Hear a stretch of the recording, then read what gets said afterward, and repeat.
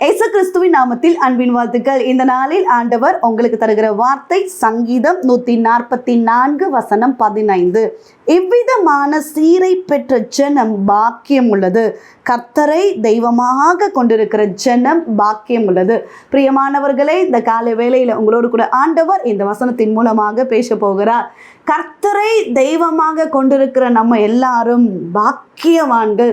பிரியமானவர்களே, நம்முடைய ஆண்டவர் பேசுகிற தகப்பன்.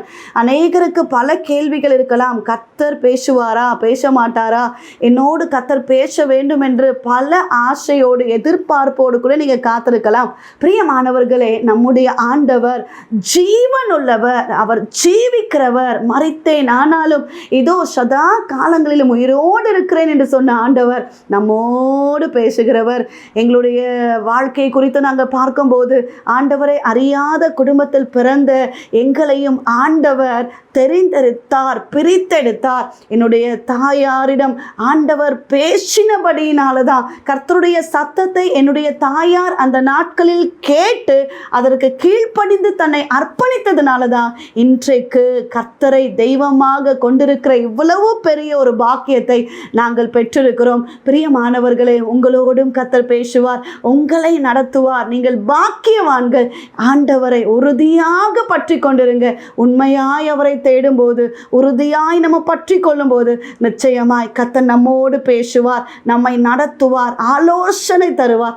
இவ்வளவு பெரிய சீரை பெற்றிருக்கிற, இவ்வளவு மகிமையான தெய்வத்தை நம்ம ஆராதிக்கிறோம். எவ்வளவு பெரிய பாக்கியத்தை பெற்றிருக்கிறோம்.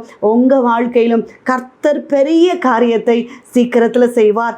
ஆபிரகாமுடைய வாழ்க்கையில பார்க்கும்போது கர்த்தருடைய சத்தத்தை ஆபிரகாம் கேட்டார். ஆபிரகாமோடு கர்த்தர் பேசி முடிந்த பிறகு எழுந்தருளி போனார் என்று எழுதப்பட்டிருக்கிறது.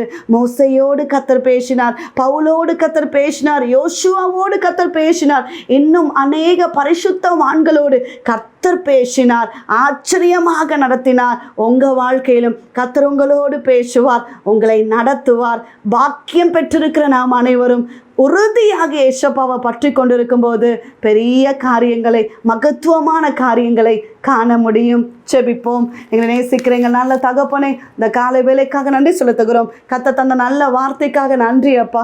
இவ்வளவு பெரிய ஒரு பாக்கியத்தை எங்களுக்கு தந்த மேலான கிருபைக்காக ஸ்தோத்திரம். இயேசுவை அறியாமல் இருந்தோம், தூரம் போயிருந்தோம், ஆனாலும் எங்களை தேடி வந்து கர்த்தர் பேசி ஆண்டவரை எங்களை வேறு பிரித்தபடியினால ஸ்தோத்திரம். இந்த நாள் முழுவதும் உங்க கரம் தாங்கி நடத்தட்டும். தேவ பிள்ளைகளை ஆசீர்வதிங்க, குடும்பங்களை ஆசீர்வதிங்க, செய்கிற வேலைகள், வருமானங்களை ஆசீர்வதிங்க, பெரிய காரியங்களை செய்வீராக.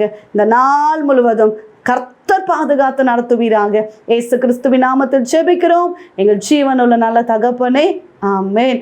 பிரியமானவர்களே, கர்த்தர் உங்களோடு பேசியிருக்கிறார், கர்த்தர் உங்க கூட இருக்கிறார். நிச்சயமாக உங்க வாழ்க்கையில பெரிய காரியத்தை சீக்கிரத்தில் செய்வார். உங்களுக்காக, உங்களுடைய ஜெப விண்ணப்பங்களுக்காக நாங்கள் ஜெபிக்கிறோம். நீங்களும் எங்களுக்காக, எங்களுடைய ஊழியங்களுக்காக ஜெபித்துக் கொள்ளுங்கள்.